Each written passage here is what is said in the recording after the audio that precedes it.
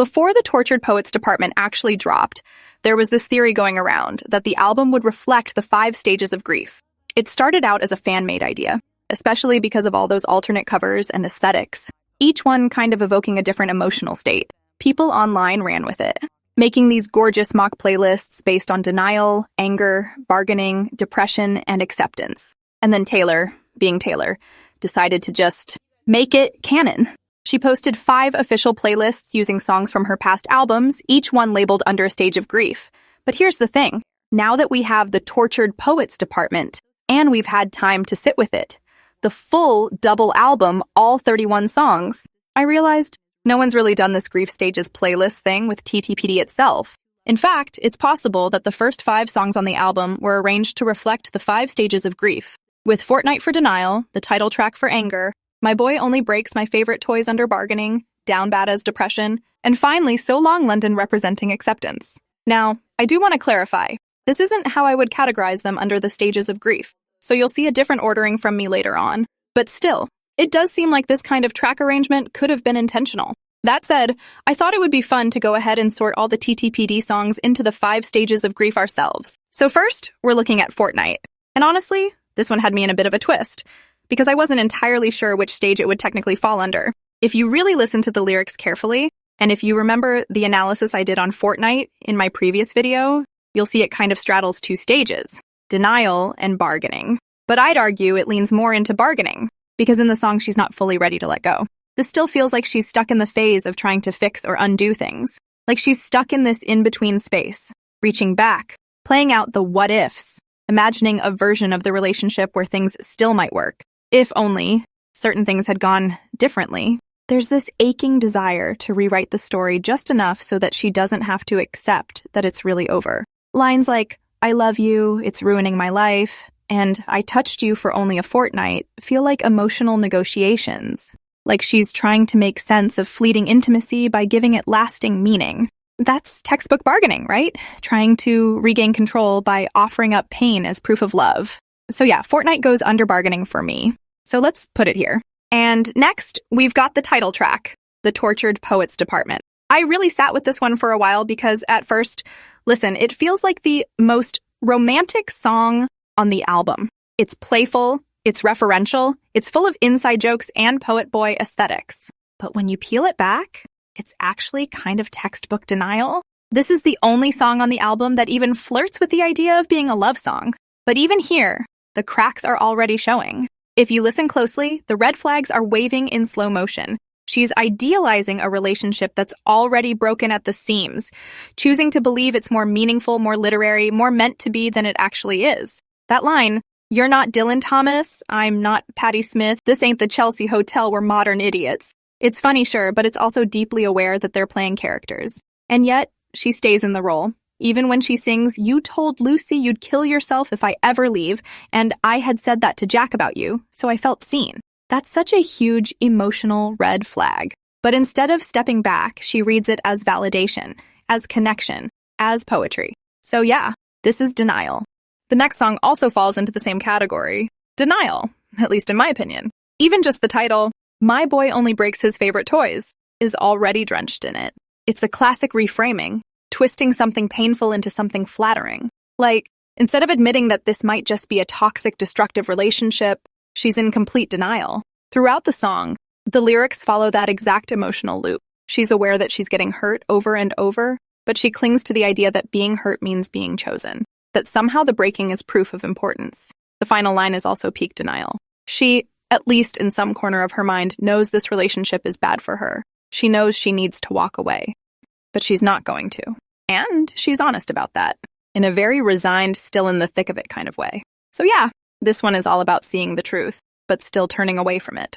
So I will put it here. Now, this one's not going to be a surprise to anyone, I'm sure, because down bad goes straight to depression. Like, it's right there in the title. She's literally saying that she's down bad. Lyrics like, "I might just die, it would make no difference," feel so melodramatic and yet so real, because that's what depression sounds like when you're trying to make sense of heartbreak. You swing between numbness and these almost theatrical expressions of grief because your brain is just trying to feel something that makes sense. So yeah, no ambiguity here. Down bad is depression core through and through. Next, we have our infamous track 5, So Long London. I know a lot of people were wondering why this was the track 5 and not say Lomel, which is way more overtly heartbreaking. But honestly, I think this is exactly the right choice. For me, it's one of the songs that has stayed fresh and emotionally sharp, even after so many listens. And here's the thing. This isn't a depression song. It's an anger song.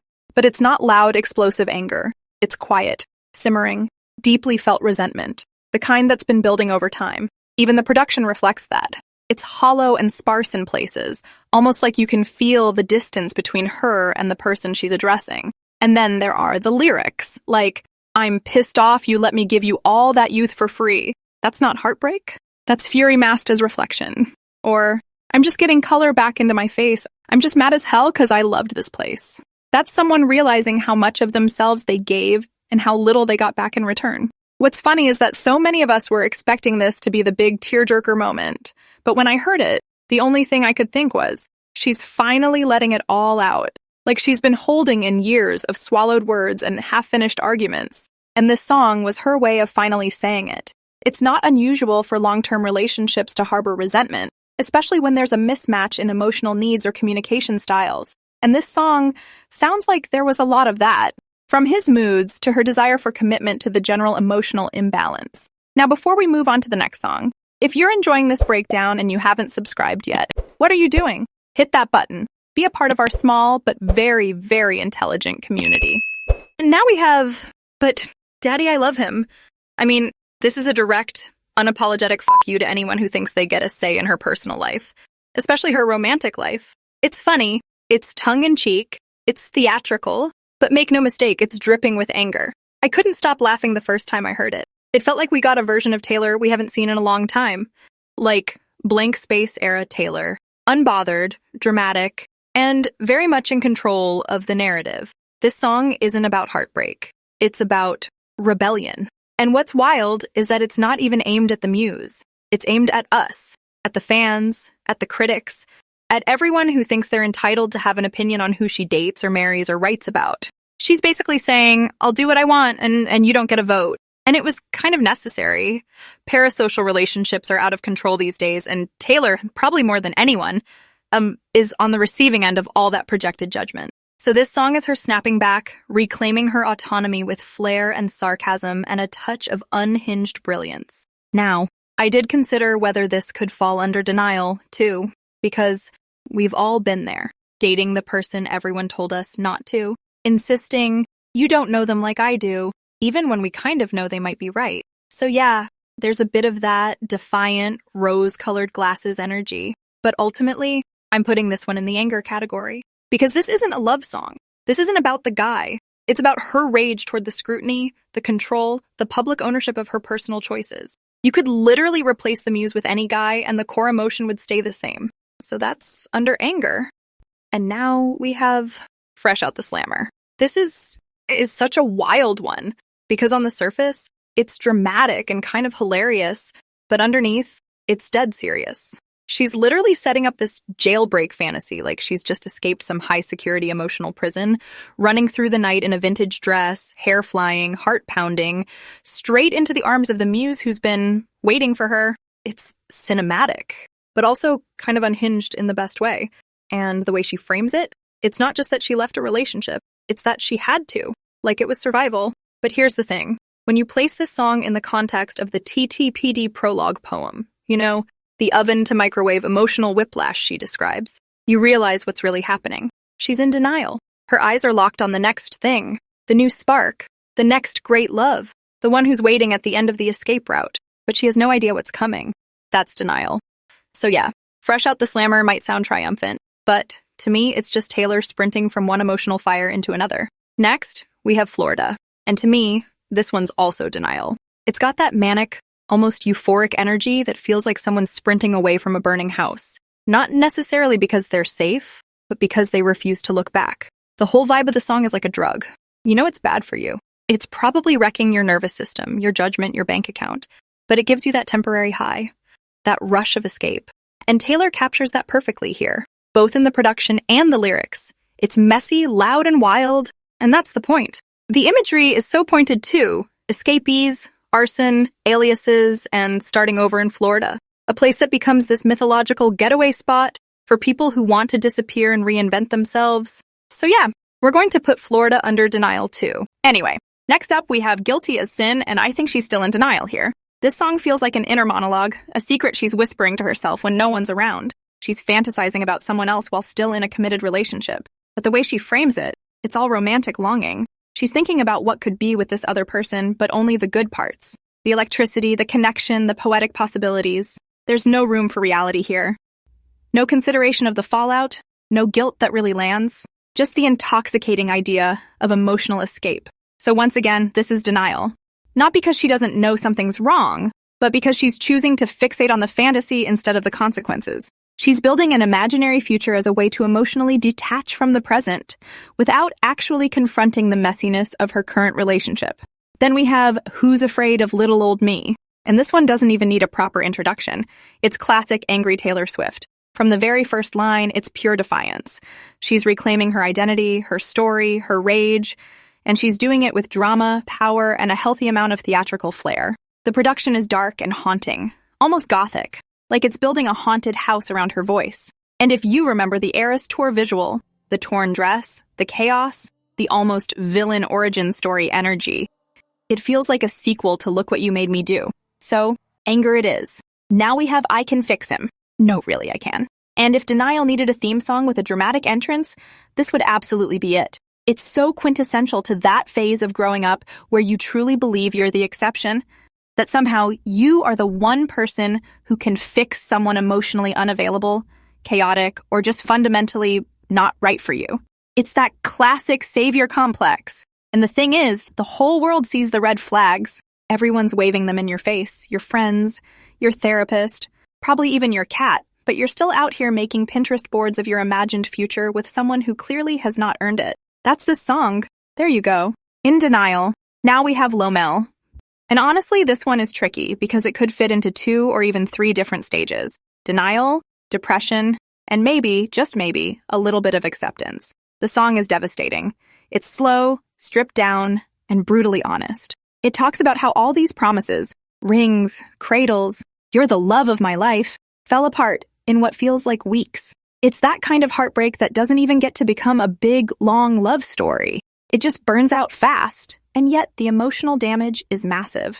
And that's something a lot of people overlook. Now, some might argue this is a song of acceptance because of that final gut punch line, you are the loss of my life. There's something incredibly resigned about that. Like she's not fighting it anymore. She's given up. But to me, this still sits most fully in depression because she's not done processing. She's still asking questions. She's still confused, she's still hurt, and trying to make sense of how something that felt so real could fall apart so quickly. And even though there's anger laced in there, that line, you shit-talked me under the table, is not exactly subtle. It's rage. It's also grief that's curdled into quiet bitterness. So yeah, Lomel might be headed toward acceptance, but she's not there yet, so we put it in depression. Now we have, I Can Do It With a Broken Heart. And okay, technically, on the surface, this might seem like acceptance. She's powering through, she's performing, she's surviving, she's wearing the outfits and saying the lines and hitting her marks. But if you really listen, this is none other than our old, exhausted best friend, high-functioning depression. The lyrics are so heartbreaking. She's literally talking about being forced to keep smiling through emotional collapse, faking her way through everything, and convincing the world she's okay when she's absolutely not. But the production is upbeat, bouncy, and practically sparkly. And that contrast is exactly what makes it so devastating and so accurate. Because people who've been there, we know this exact feeling. The putting on a show part, the pretending you're fine part, the collapsing in private part. And Taylor captures all of that. Not just in the lyrics, but in the performance of the song itself. Then we have the smallest man who ever lived. And let's be clear, this isn't petty resentment. This isn't even the chaotic, defiant anger we saw in But Daddy, I Love Him. No, this is something colder and sharper. Even the title is already doing damage. She's not being cryptic, and she's being precise. She's not calling him cruel or selfish or even toxic. She's calling him small. And in Taylor's lyrical universe, that insult cuts deeper than anything. The verses feel like a slow unraveling, clinical, almost detached. The anger here isn't loud, it's surgical, controlled. And then that bridge leaves no stones unturned. So yes, this goes in the anger stage. Now we have alchemy. Technically, we can see that Taylor almost always puts a song of new beginnings after some dark emotions. Alchemy looks like that, but I don't know. It's giving me slight denial vibes. But I'm going to respect Taylor's wishes and let it be about new beginnings, so we are not putting it as part of the grief playlist. Then we have Clara Bow. And while it's not about grieving a romantic relationship, it's still very much a grief song. But here, the grief is about something quieter, more existential. It's the mourning of relevance, identity, and your place in the world. This song taps into a very real and very specific fear, the fear of being forgotten. And if you're someone like Taylor, that fear becomes more than just a passing thought. It becomes a truth you live with, because the culture doesn't just move on, it replaces you, especially if you're a woman. There's always someone younger, shinier, more palatable to the moment. So let's put this in acceptance. Now we have the anthology, and we have the Black Dog, easily one of my favorites on the album. It's such a nuanced, devastating portrayal of anger, but not the explosive kind. It's the kind that simmers under the surface until it can't be held in anymore. It starts quietly. She's asking questions. How could he move on so easily? How can he be posting, thriving, acting completely unaffected, while she's still drowning in the aftermath of it all? That kind of pain, of being stuck while someone else is seemingly fine, can quickly turn into rage. Not because you hate them, but because it feels so unfair. And then the bridge hits, and the whole tone of the song shifts. The sadness turns sharp. She sings about having to metaphorically kill herself, to fully dismantle who she was, just to survive the breakup, while he just walked away, didn't even look back. That's where the anger lives, in the injustice of it all, in the imbalance of emotional labor. She had to burn everything down just to breathe again, while he simply moved on like she was a passing phase. So this one definitely belongs in the anger category. Then we have I'm Gonna Get You Back. And this one is pure denial, with a heavy side of bargaining. She hasn't accepted that the relationship is truly over. Not emotionally, not mentally. Instead, she's caught in that classic post-breakup limbo, where your brain is spinning two completely opposite narratives at once. Maybe we'll get back together, and also, maybe I'll ruin your life. It's the emotional double entendre of the title. I can get you back, meaning either romantically or vengefully. And she means both. The denial is the refusal to accept that closure has happened. She's still writing alternate endings, still trying to decide what version of the story she wants to live in. And there's also a clear thread of bargaining here. She's emotionally negotiating with herself, where she will decide the outcome based on what happens next. Then we have the Albatross, a haunting, metaphor-rich song that, to me, sits firmly in the space of acceptance. But not the peaceful, everything is fine kind. This is resigned acceptance. It's the kind that comes from years of being misunderstood and finally deciding to stop explaining yourself. In this track, she takes on the image of the albatross, a bird historically seen as an omen of bad luck, a weight, a curse. It's a symbol that's been used in literature for centuries to describe someone who drags others down just by existing. And that's the narrative the media has often wrapped around Taylor. The idea that she destroys the men she dates, that she brings drama, that she's too much, too intense, too powerful. But in the song, she's saying, actually, I tried to save them. I wasn't the villain. I was the life raft. But no one saw it that way. So acceptance of her role. Now we have Chloe, or Sam, or Sophia, or Marcus. I was very tempted to put this one in depression, because the sadness in it is undeniable. It's soft, quiet, and deeply personal. But after sitting with it, I actually think it belongs in bargaining. And let me tell you why. This song feels like she's directly speaking to the muse, offering her side of the story finally, after what seems like years of silence or distance. But she's not just talking to them. She's talking to us, too. The audience. The people who've watched this relationship unfold from the outside, and maybe never fully understood what it meant to her. There's a tenderness to the whole thing. Not quite hope, but not acceptance either. She's looking back, revisiting moments, trying to make sense of it all. And toward the end of the song, she literally asks, would it be enough if we just circle in each other's orbit? That line is classic bargaining. They are still something to each other, even if not lovers. And then the final line, will I always wonder? Meaning she's not settled. She's still searching, still asking, still longing for some kind of resolution that never came. It's not about getting back together, necessarily. It's about trying to understand what it all meant, about needing closure and not knowing where to find it. So let's put it in bargaining stage. Next we have How Did It End? And at least in my eyes, this one lives in the space of quiet depression.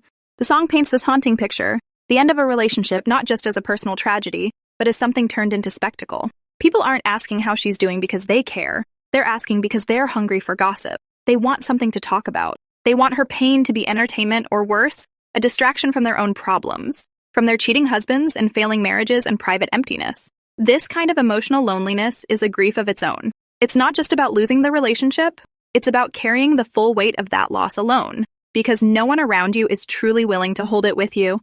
There's no real support, no safe landing, just people circling like vultures, pretending to care. So for me, this song belongs in depression. Then we have So High School, which is definitely a song about new beginning, so it doesn't belong in the grief playlist. Then we have I Hate It here.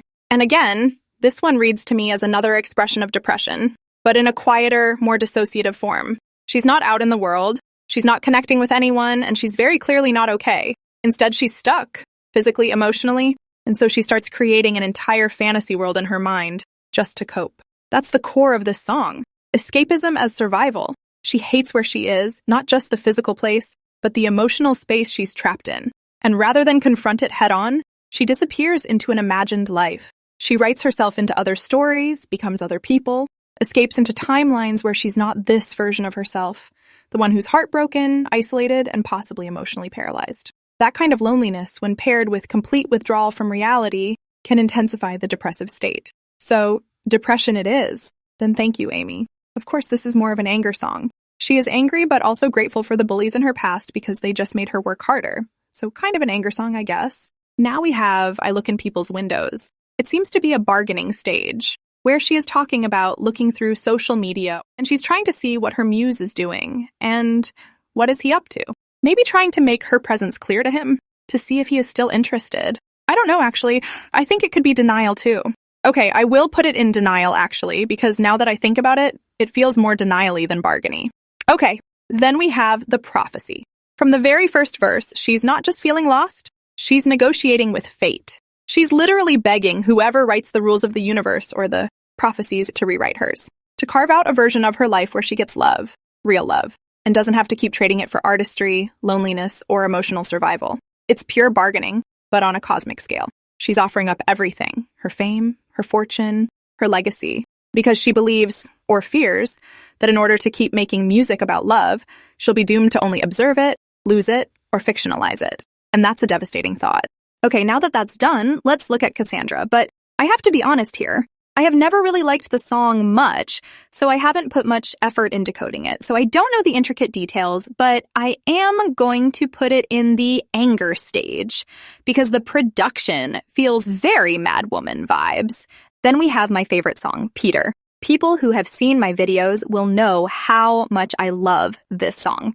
This is definitely acceptance. So the muse, who refuses to grow up, hence named Peter Pan, had promised to return to her, but he never did. She kept waiting by the window like Wendy, and now she is saying it's time to let go. So she is turning off the lights, kind of like giving herself a closure. It's almost a reply or a sequel to Chloe or Sam, I think. So Peter goes in acceptance. Then Bolter is again a tongue-in-cheek portrayal of how the media sees Taylor Swift the character. She is playing by their depictions. So I don't know whether this belongs in the grief playlist, but if it does, it would be in acceptance, I guess. Then we have Robin. Again, people who have been here will know I still have no idea what this song refers to. Is this to a younger self? Could be, but it's very, very hard to understand. So I'm not putting it in the grief playlist, rather a self-love kind of a category, I guess. Then we move on to the manuscript. This, to me, is the final moment of acceptance. It feels like Taylor is stepping back and saying, this story isn't mine to carry anymore. All the pain, all the longing, the chaos, the questions, she's finally letting it go. She's closing the book. Not because everything's resolved, but because she's made peace with not needing all the answers. It's a quiet, graceful kind of acceptance and a perfect final track. So, that was my emotional tier ranking of the Tortured Poets department. Every song mapped onto the 5 stages of grief. I even made a playlist for you guys that follows this emotional arc from start to finish. The link's in the description, so definitely check it out. And now I'm curious, does listening to the album this way change how you hear some of these songs? Did a track you once thought was romantic now feel like denial? Or did one you wrote off suddenly hit harder in a new context? Let me know in the comments. I love hearing your takes. If you enjoyed this video, please like and share it with fellow Swifties who might be just as unhinged and emotionally analytical as we are. And if you haven't subscribed already, please do.